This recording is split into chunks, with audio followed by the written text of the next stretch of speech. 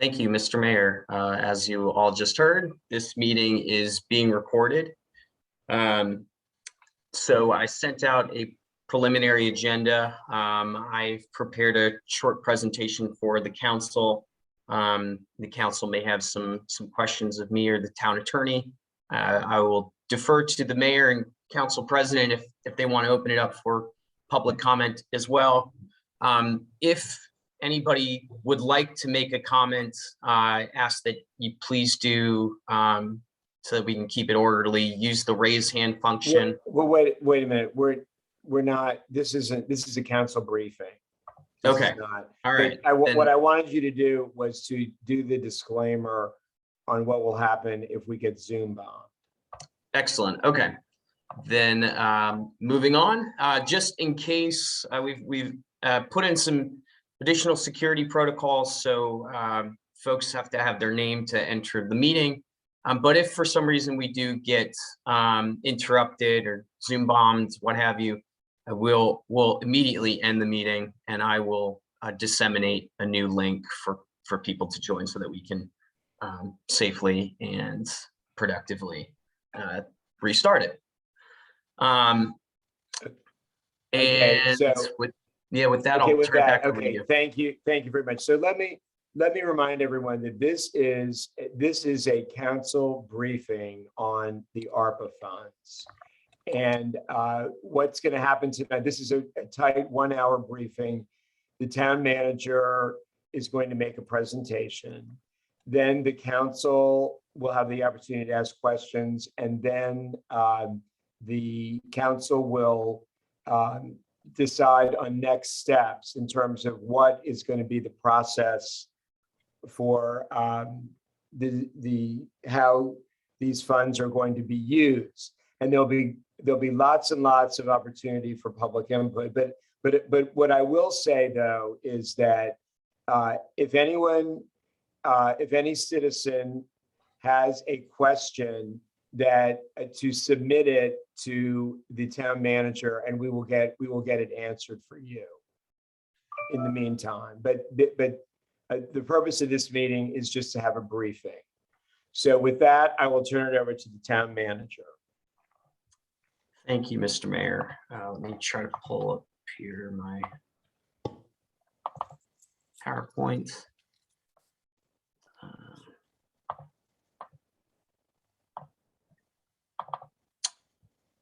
All right, is everybody able to see my screen there? All right, so it looks like we're good to go. All right, so I guess just first of all, I wanted to thank everybody who took the time to make it to this short briefing. I know everybody's got busy schedules, so I want to be conscious and respectful of that. Keep this moving, and I'll stay relatively high level.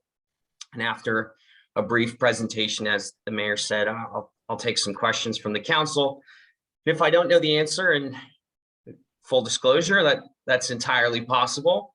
This will be a good exercise for me to get more familiar with this really quite large piece of legislation, and help the town prepare on how we might use it to our benefit. And the council then might decide also how best to proceed. And I'll also note that we do have our town attorney here as well. So thank you, Ron, for joining us. And I think Ron is also prepared to the extent that he can to answer any questions that you might have. So just some background. What is ARPA? ARPA is known as the American Rescue Plan Act of 2021, and we'll use the vernacular ARPA.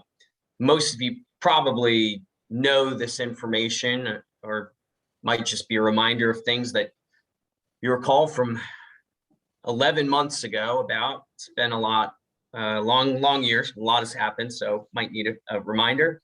Just from a 20,000 foot view, ARPA is the $1.9 trillion stimulus and relief package that was passed this year as a follow-up to the CARES Act of March 2020. And it provided direct stimulus to residents, loans to businesses, increased unemployment benefits, et cetera.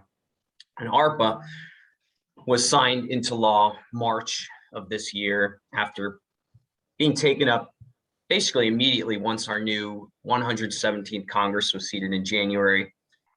Some of the provisions of this new legislation include all of this great stuff. And for our purposes today, the most important component was really the $350 billion in aid to state, local, and tribal governments. So let's talk about Somerset's allocation. Allocations to states, cities, and towns were based on census data, including population size, poverty rates, low-income population, other metrics. Of that $350 billion, relatively not much came to Somerset, $1.25 million. But for our small town, that represents a lot of money and some really great opportunities. So that money arrives in two tranches, the first of which came in late August, early September. That money is currently sitting in a quote unquote high yield savings account, accruing a whopping 0.05% interest annually. And as of our November statement, we've made all of $25 on that. So the good news is that the town can keep 100% of all savings that are accrued. And of course, the bad news is that interest levels are so historically low that we aren't accruing very much. In any case, we'll receive our second half of the allocation next year. And those funds need to be obligated by December 31st, 2024. And the US Treasury does give us a little bit of cushion to say that we need to actually have spent the money by December 31st of 2026. So I wanted to go quickly over some of the ways that we can use the money. The money sent to municipalities is earmarked for four main uses, and they're to support health expenditures and address negative economic impacts related to the COVID-19 pandemic and response, to replace lost public sector revenue, to provide premium pay for essential workers, and lastly, to invest in water, sewer, and broadband infrastructure. Organizations such as the National League of Cities lobbied hard to include stormwater projects under the umbrella of use number 4. So for our discussion today, I'll focus on what are up here as numbers 4, as well as number 2. And I also wanted to note that the rules do allow for the transfer of funds to private nonprofit organizations, in addition to pool money with other municipalities or entities, and also to transfer money to other entities. For example, if we gave our money to Montgomery County. So going a bit more into the water, sewer, broadband, I believe that there's a real opportunity for infrastructure there, thanks to some lobbying, as I said, from national organizations. And the recognition of the importance of this need throughout the country, Treasury updated its rules to specifically list stormwater related projects under this category. The Treasury says, Treasury encourages recipients to consider green infrastructure investments and projects to improve resilience to the effects of climate change. For example, more frequent and extreme precipitation events combined with construction and development trends have led to increased instances of stormwater runoff, water pollution, and flooding. Green infrastructure projects that support stormwater system resiliency could include rain gardens that provide water storage and filtration benefits, green streets where vegetation, soil, and engineered systems are combined to direct and filter rainwater from impervious surfaces. So you see there a real recognition of the impact climate change has on stormwater, which I know we're joined by several of our stormwater study committee members who are also acutely aware of this. And there's generally some broad latitude on proactive measures, including those that are listed here. And to underscore that point, I've quoted again some guidance from Treasury that I just mentioned basically, but really that connecting line from climate change to increased runoff. And then one other thing that I wanted to note is that the money can be used for projects on privately owned infrastructure. If part of our stormwater resiliency plan was to develop some type of infrastructure on individual properties, as opposed to specifically on town property or public property. And in terms of oversight of some of those stormwater things, I just wanted to quote here a couple of things that actually come directly from the guidance, that recipients don't need approval from Treasury to determine whether an investment in water, sewer, or broadband project is eligible. Generally, they must have some water quality benefit, and we saw in the last slide the through line there from climate change to water runoff to water quality. And there are some guidance handbooks from the EPA, their safe water and clean water handbooks in particular, for us to look at as we consider what specific types of projects might be fall under this category. So then the second category is replacing lost public sector revenue. And so I'm just going to talk about some of the eligibility, the flexibility in that, some stuff from the interim final rule, including how that lost revenue is calculated, and a little bit of guidance on what it can't be used on. So for calculating the loss, a lot of text here, but the takeaway really is that the Treasury created a formula to determine what our annual growth would be had COVID not happened. And they've set up a few checkpoints where we would use our information on our revenue and check it against this counterfactual trend of what our money was supposed to be. And essentially then we can use that money for other purposes. So you'll note here that any municipality could assume, based on Treasury's projections, of 4.1% annual growth. So if, for instance, Somerset saw 2% growth, we can use that 4%. As it turns out, Somerset actually has a little bit more to work with. So here's the example for the town of Somerset based on some of ours. So you see it takes base year financial information, and that's taken directly from our state mandated audits.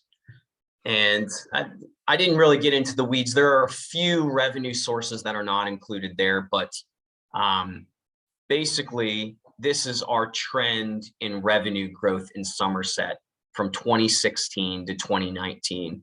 See, it's a little sporadic, but the average works out to 5.6%. And as I noted before, the Treasury says 4.1% growth or your own municipality's growth rate, whichever is greater. And so therefore Somerset can assume for all of these calculations that without COVID, we would have seen a 5.6% growth.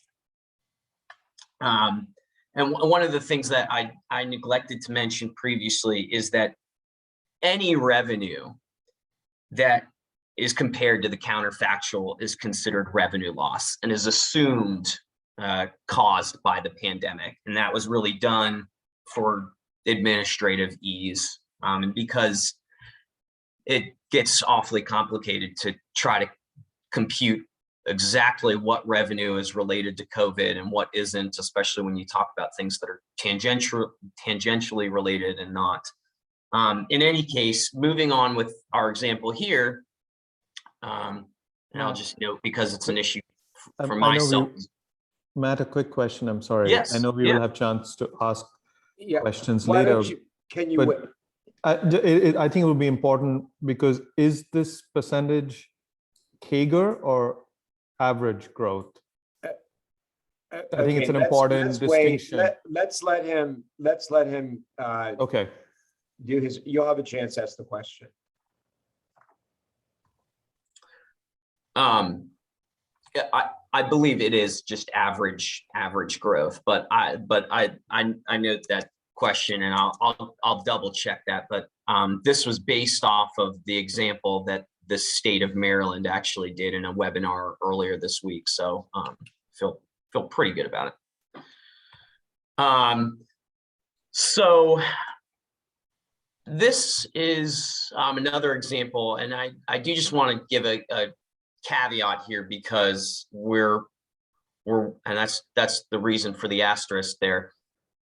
We're dealing with projections in this, but I did want to use this because I think it illustrates that essentially when it's all said and done, all of the money that Somerset has been allocated as part of the American Rescue Plan Act could be used for revenue loss. The 1 year that we know for sure is that first line there, that counterfactual 0.1 calculation date. And you see there, we already are showing $413,381,000 in revenue loss. And what I've done is taken the work done by our excellent budget committee and taken our fiscal year projections. And I do note that the point in times are actually December 31st, as opposed to matching up directly with our fiscal years. So these aren't going to be our final numbers, but I thought were illustrative for what we might expect moving forward. And you'll note that really by year 3 of the 4 that are eligible for revenue loss compensation, we'll already at that point be eligible really to use all of our funds for that money. So eligible uses, I've kind of blathered on a little bit at this point and done a lot of text, so I wanted to keep it interesting for you. So local governments do have some broad latitude, and Treasury lists some it really has a non-exhaustive list that includes maintenance or pay-go funded building of infrastructure, including roads, modernization of cybersecurity, including hardware, software, protection of critical infrastructure, environmental remediation, school and education services, and police and other public safety services. Since this is a public hearing, I'll just thank NBC Universal for the use of that last picture. And I'll also note that this is not an exhaustive list, but some things that I've heard people talk about and we've talked about in various budget discussions of potential things. And again, to illustrate that we really have broad latitude here on what we can use the money for when we're talking about revenue loss. So what can't we use the money for? There's really only a few explicitly ineligible uses. Many of them relate to the payment of debt. And Somerset does have some debt related to the pool house renovation from several years ago. There's a few other ineligible uses, such as payment for settlement agreements, pension deposits, not really relevant to us. The only other ineligible use that we need to keep in mind for these funds is that we can't use them to replenish financial reserves like emergency funds or rainy day funds. So in other words, we need to use the project for, or excuse me, we need to use the money for a specific project. We can't pay off our rainy day fund and wait for a rainier day down the road, or just sit on it to accrue interest. If we do that, we'll owe it back. So those really cover the two categories that we would use it for. Again, I tried to stay kind of high level, but the main takeaways, I think, are that we're really uniquely positioned and lucky. Unlike our neighboring municipalities, we should have no problem using all of ARPA funds in town. And what's more, because of the way the lost revenue calculations work, we probably will end up having broader latitude than many of our neighbors. And we really have plenty of time to decide how the funds might best serve the community, but we do need to keep in mind that they need to be spent, otherwise we'll forfeit them back to the federal government if we don't decide how to use them by 2024, and if we don't spend them by 2026. I also just wanted to put up here a few resources from MML, the Treasury, National League of Cities, which I'm happy to share with anybody that's here or anybody that's interested. A lot of really good FAQs out there that get into kind of the nitty gritty of what projects can be paid for with this money, as well as what cannot. So with that, that's the end of my presentation. Okay, thank you, Matt. Before I turn over to questions, can you also talk a little bit about the role that the elected officials play in the decision making, and the fact that there's no requirement in the ARPA Act that decisions are made by legislative bodies, and that in other cities, for example, like in Baltimore, it's all being done by the executive branch. And I don't recommend that we do it that way here. But you want to, I don't know, maybe you or Ron want to elaborate on that. Sure. I don't know if Ron has anything specific. I guess what I would say is, and our budget chair, Phil Young, has sent me a message that's salient as well, to say that we can still use other money to fund rainy day funds and use ARPA to fund standard government operations. And so as long as we're staying within the budget that's passed, there isn't really a lot of guidance from Treasury on who decides how that money's spent. Once we take on projects that are unbudgeted, that's when I think that the council would need to make decisions from a budgeting perspective, and really from probably public buy-in perspective. It probably makes sense to have a good legislative and collegial process. Did you want to add anything, Mr. Town Attorney? Yeah, I would agree with what the manager stated.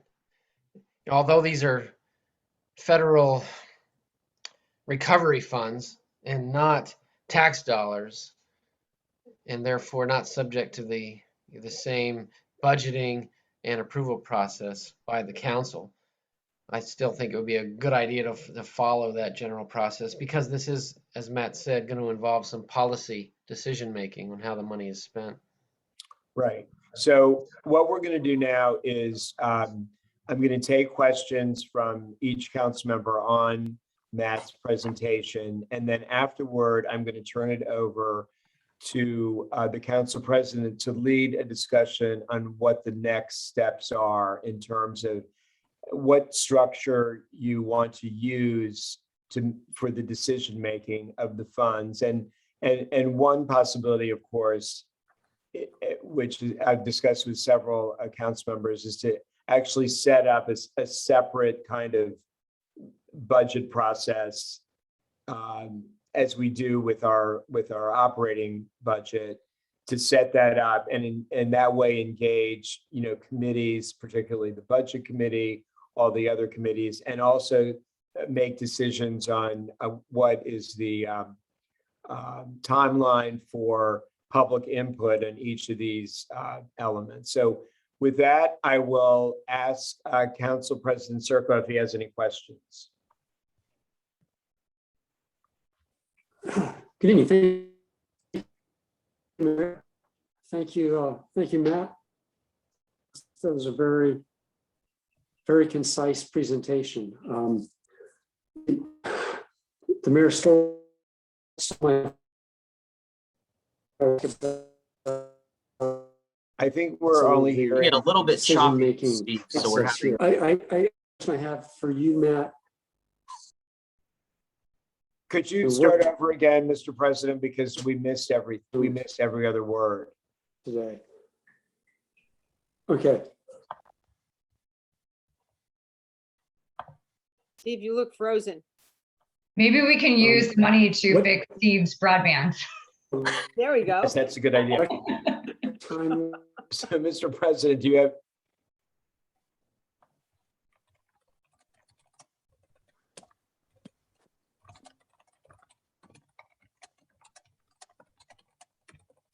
Well, I'm just gonna go to chat.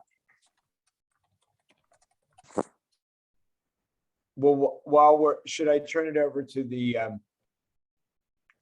while we're waiting for the president, why don't, while we're waiting, Mr. Mayor, I actually, we're lucky. We've got Phil on here. He's a whiz for us. And this answers Kabir's question. Phil said that he went on and checked, and that it is an arithmetic average of the 3 years for growth. Okay, so is Steve, I guess Steve is trying to get back. So let's turn it over to Councilmember Heller. I want to thank Phil because he basically answered my question. I wondered, could we take the money out of one fund, so put it into the rainy day fund and then, fund other things. Did I get that right, Phil? Thank you. That was my question. I just wondered if we could do that. Yeah, that's correct, Debbie. Okay, Thank you, dear. That was your my only question.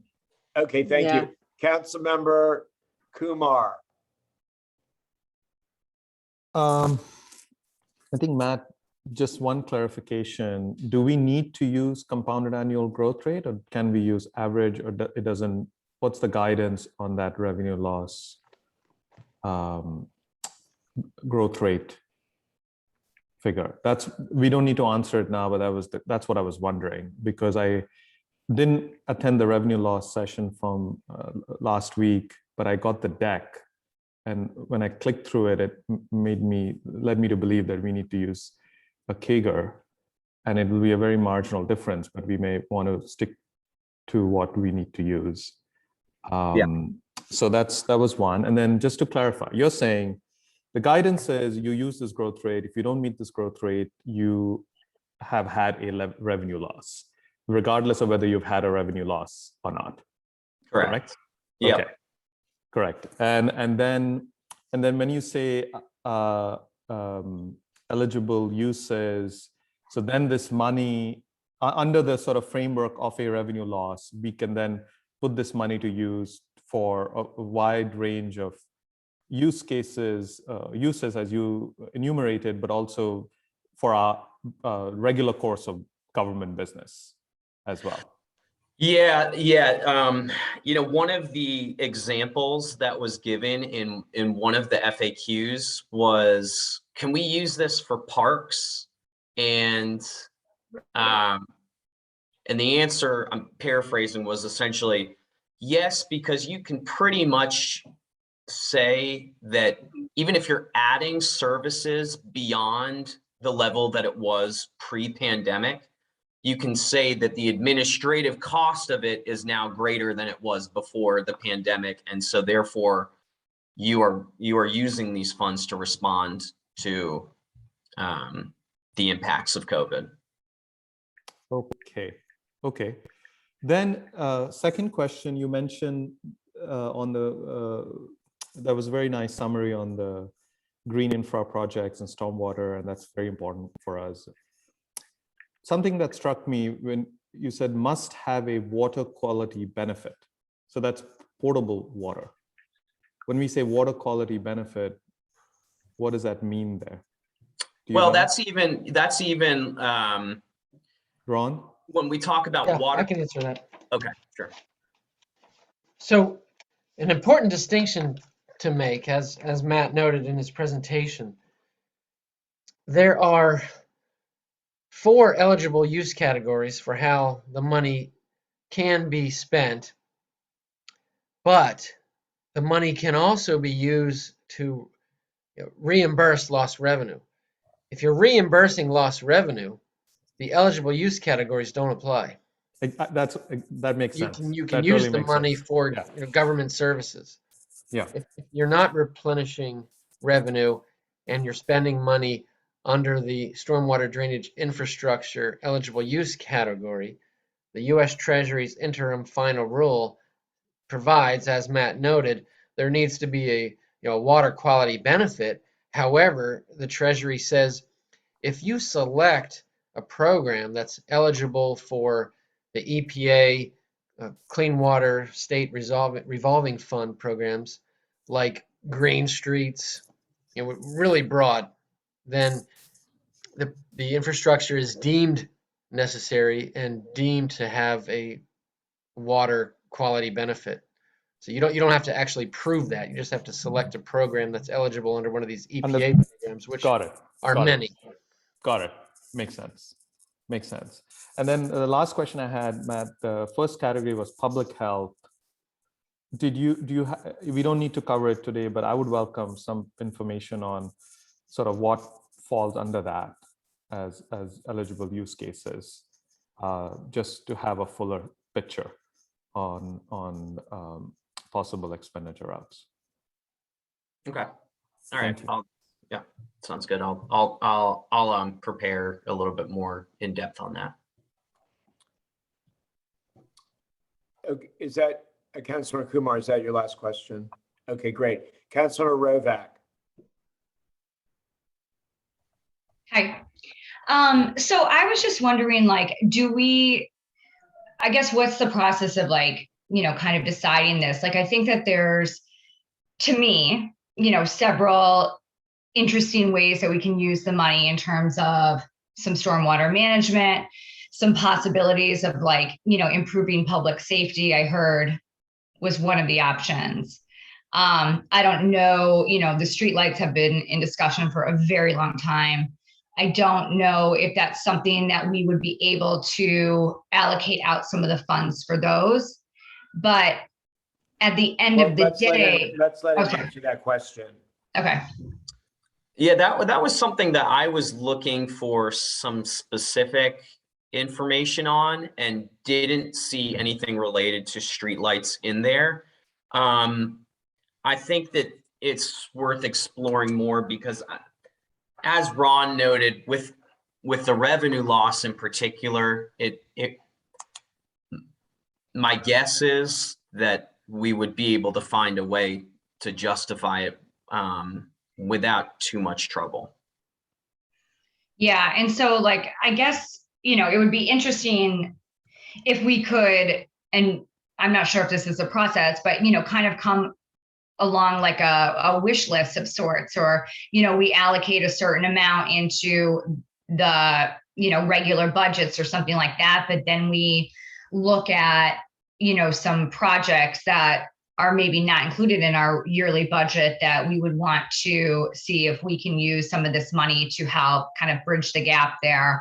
And then also, send a survey or something out to the residents and see, what is super important to them in terms of what we could use some of this money for.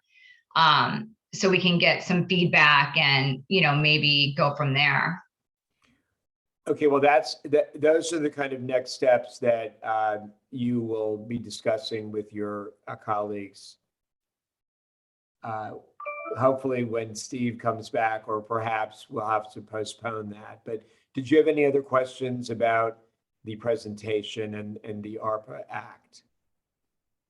No, I think Okay. that, Matt, you did a great job. Thank you. Okay, so I think because we had allotted an hour for this, and because I think our council president is having technical issues, and I know that our council member Barr had a meeting of the Solid Waste Advisory Committee tonight. So I think what we should do to make use of the time is to take questions from residents on the on your presentation, Matt. So why don't people? Jeffrey, it looks like Steve is here. I just saw him pop up. He's under the I'm name back. Elizabeth Thompson. Oh, Steve is back. Okay. Okay. Well, well, scratch what I just said. We And can do now- both. We could do both. And now this is, well, I'm not sure we'll have that time. So, Mr. President, did you have questions about the presentation? No questions on the presentation. It was well done. Okay, great. So now I'm going to turn it over to you so that you can discuss with your colleagues on perhaps what the next steps will be. Great. Sorry, I missed some of that waiting to get back in, and I went to a new iPad, which functions better. So thank you for bearing with me. And I just like to go around and get some input from folks on a couple of questions, and then maybe you want to add to the questions we need to consider. But I think the questions we need to look at is, how do we want to make the process? How do we want this process to unfold? How do we want to get inputs from residents? What's the timeline? When do we want to come to a decision so we can start to allocate the funds?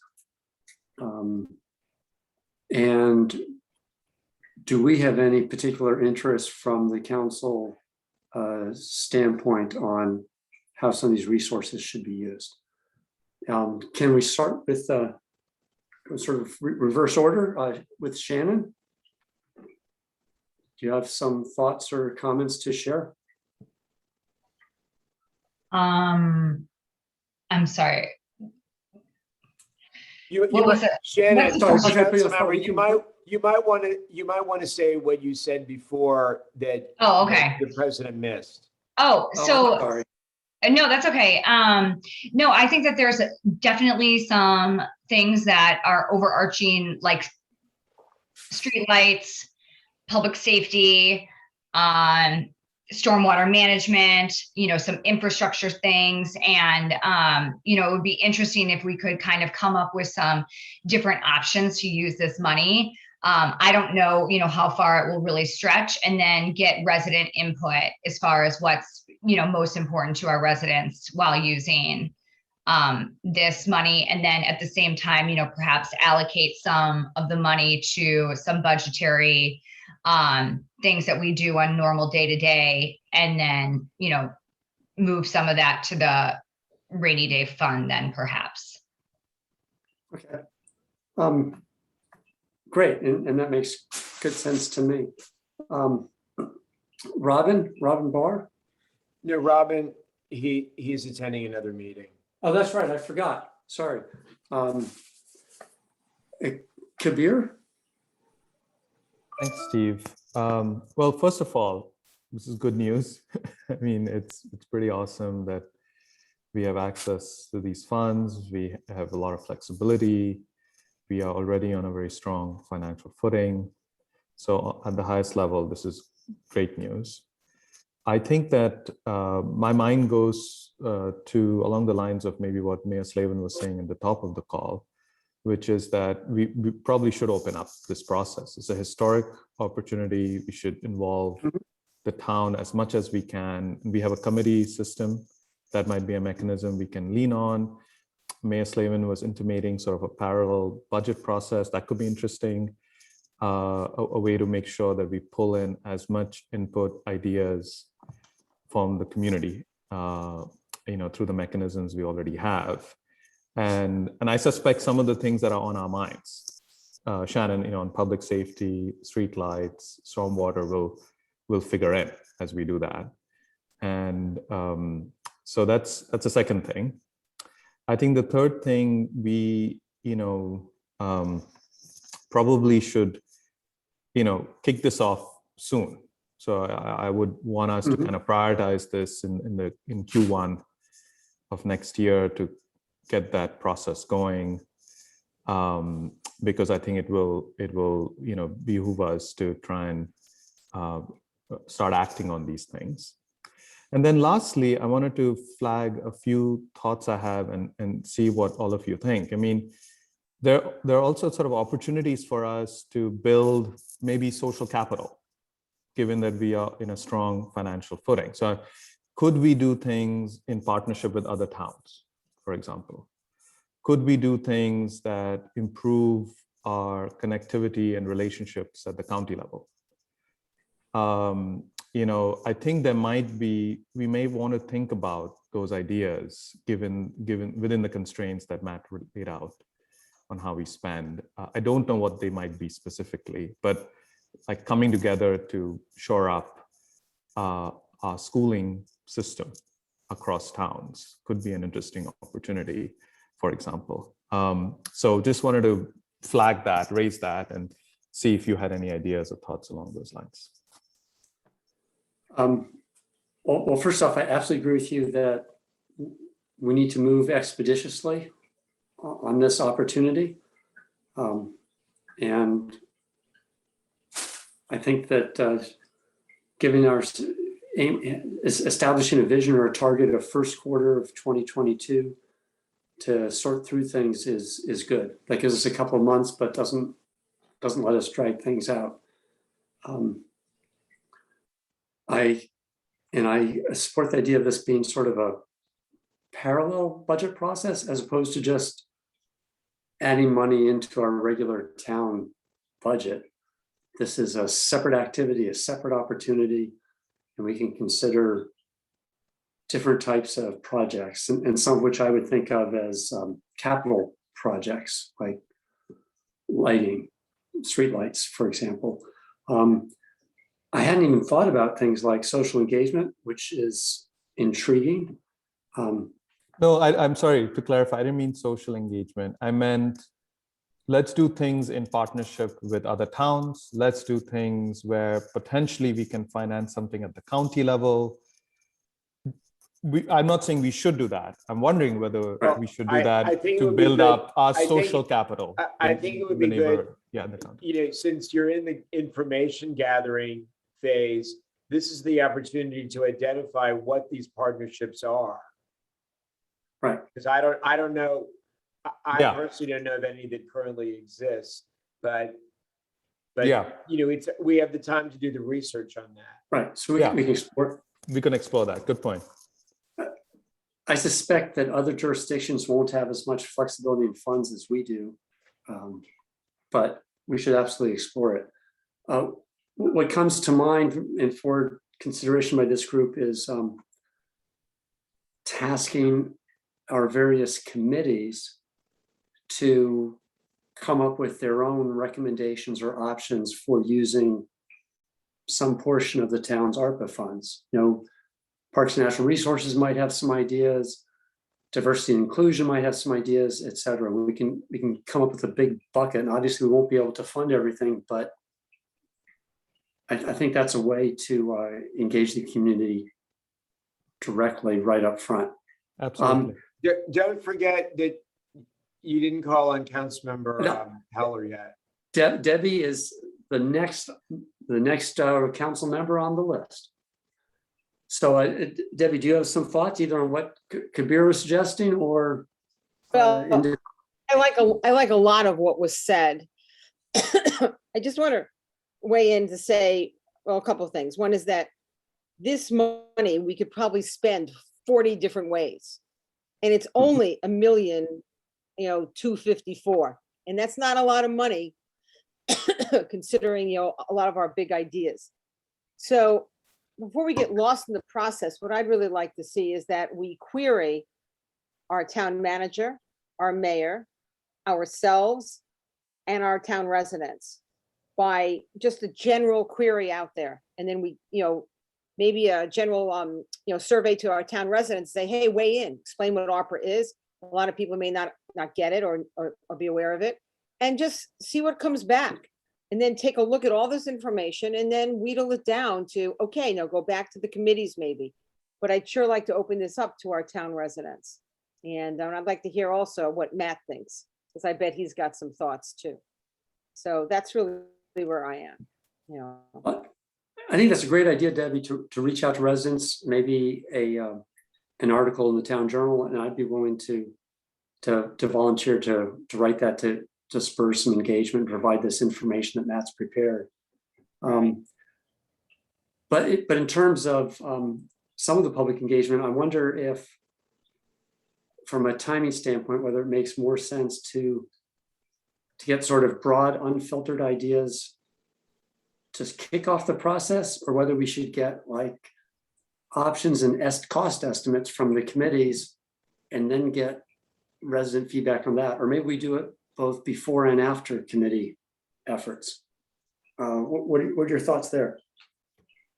Well, I guess I would start off with total inclusivity, and through a town journal article, I think that's great. Invite people instead of doing a a survey. Invite people to send us their ideas and begin to just make the list. Then when all is said and done, our lists might be very similar. We just don't know that, and we might get some really good ideas.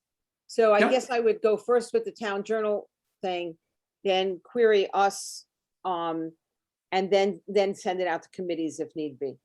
Well, okay. So one thing I do want to throw one thing out, one idea is that if you're talking about having a parallel budget process, you know, like a process similar to our budget process, do you want to engage the existing budget committee?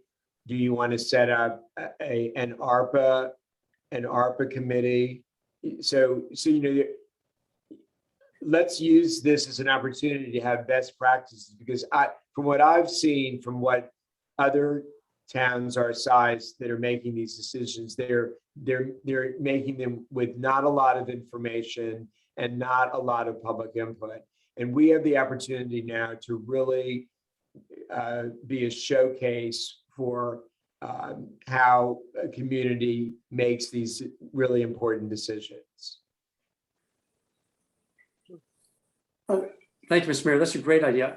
I think, and I'd like to hear what other folks have to think, but my thought is it makes good sense to involve the budget committee because they have the expertise in demonstrated expertise in pulling the numbers together, presenting numbers for different lines of town activities to the council for consideration, and then in real time sorting through those numbers. I would see it as a separate process than our budget process, but perhaps a very similar process that they could manage for us.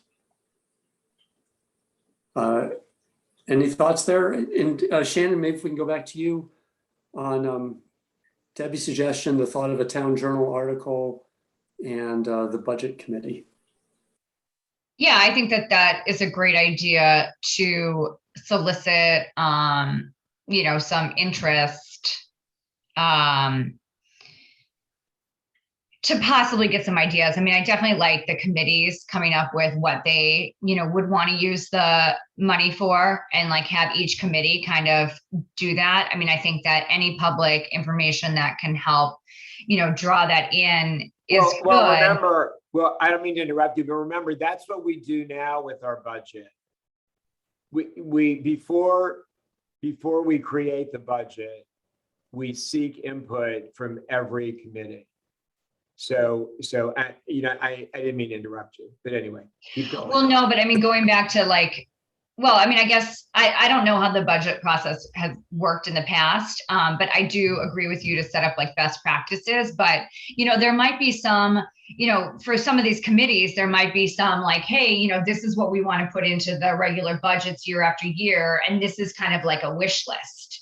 And so I look at this money as more like a wish list in terms of things that we haven't necessarily been able to accomplish due to our regular budgeting process. But now we have a little bit extra funds that we could fund some of these additional things. So, you know, I guess that would be, you know, my idea or my thoughts. Yep. Thank you. Kabir, any follow-up thoughts? Yeah, I mean, I would love to hear from Phil and Anne if they want to be in the driver's seat on this process, or whether we should create a different committee. There's something attractive of a different dedicated committee, I must say, but I would love to hear from them on how they think about that. That's one thought I have, and I see that they are ready to jump in. Two, I think that, Debbie, these are not mutually exclusive. We could, if we do like a survey, then we are the drivers, the council. It kind of comes to us and the government, and so we could run that process as we run a process coming out of the committees. These could happen in parallel. No, I agree with you. And we could do it that way. But I would love to hear Okay, from great. the budget committee on. But I also want to say, I think the budget committee should be the people that handle this. I'm totally for that too, but I would love to hear what they think, and then we can go from there. What do you think? That sounds good. So can we get Phil or somebody from the budget committee to provide some comments or thoughts? Sure, just a few thoughts. Thank you very much. And thank you for all your faith in the budget committee. I hope we can live up to it. I understand where council members are coming from in terms of thinking about the ARPA money as separate from our regular resources, and the temptation to perhaps have a parallel budget. And I'm neither for nor against that, but just a thought that I think the two are very much interrelated. And I'm not sure that you can do one without the other.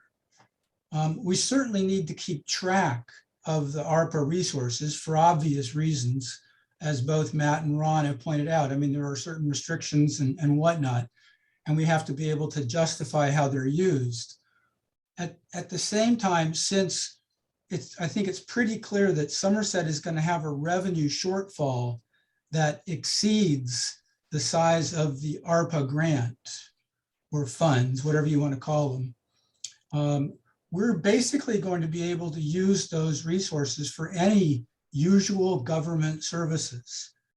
I don't think it's going to be restricted to any specific uses. And therefore, I see it as very much like the normal budget process, where the council has to decide on its priorities.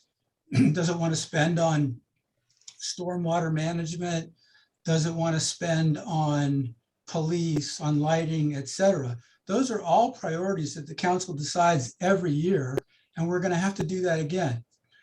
Also, keep in mind that if you spend some of these ARPA funds on some eligible use or any use, that's this year. The ARPA funds are eventually going to disappear. So if you start putting in spending in the government, in our budget, that has implications for the future, that's going to continue to need to be covered out of resources, that's very dangerous, right? These are one-time resources. We're going to get them over a 2-year period, and then that's it. So we can't be putting in spending like police, let's say, or if lighting has recurrent expenditures that are paid for now by ARPA funds, but then what do we do in the future?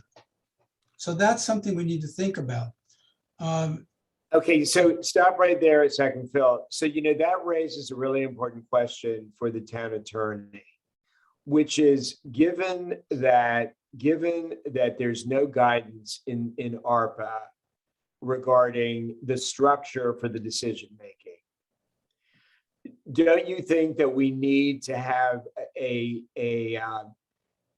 something that's created and passed by the council that mandates what the process is? Because otherwise it's just, whenever I have the power to put it on the agenda, if we don't have a legal structure. Because I know, for example, in Baltimore, the mayor started spending this money, right? And then the council created a law that required him to be, put that in the sunshine. So I think that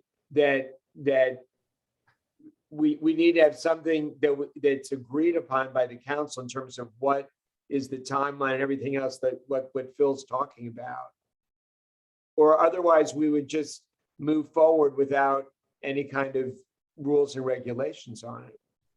Yeah, I agree, Mr. Mayor. The town of Chevy Chase did something similar. They adopted a policy for how they're going to review expenditures, but that is for eligible use categories A, B, and D, public health, premium pay, and investments in infrastructure. I mean, Phil makes a good point. If you're going to use the money in eligible use category C, which is revenue loss, the money sort of just goes into the existing budget because you're filling gaps that were created by COVID to manage operations that you had intended to budget for already. I mean, so it seemed to me that the first step is to ask the budget committee to make a recommendation on what the policy is for the decision-making and then move forward. But that's something the council has to decide. That sounds like a great yeah, idea. Yeah, and I think that perhaps that policy could state, if we're going to consider a direct expenditure on infrastructure, eligible use category D, here's the process. We're going to have a hearing, solicit public comment.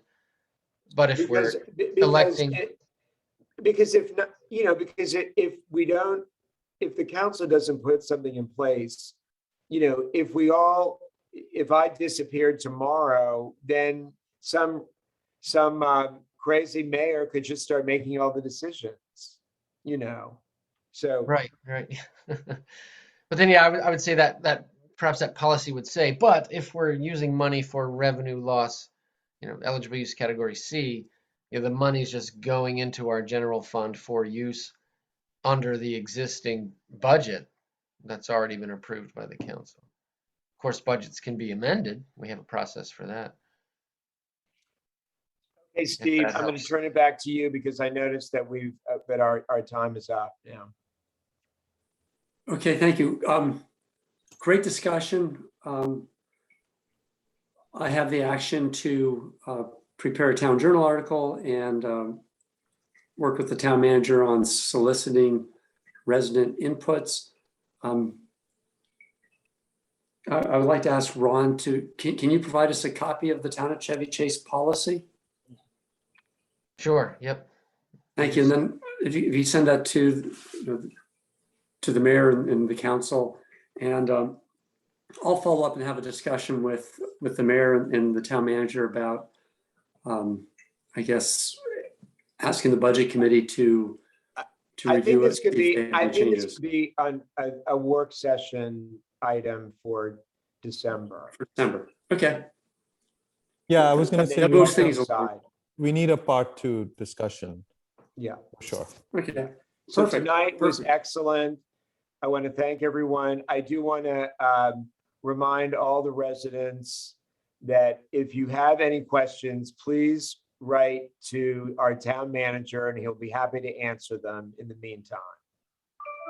Okay. And we will see everyone on Monday night. Thank you. at the Thank you, council Matt. meeting. Thank you, everybody. Good night. Thank you, Hi, everybody. thanks. Thank you.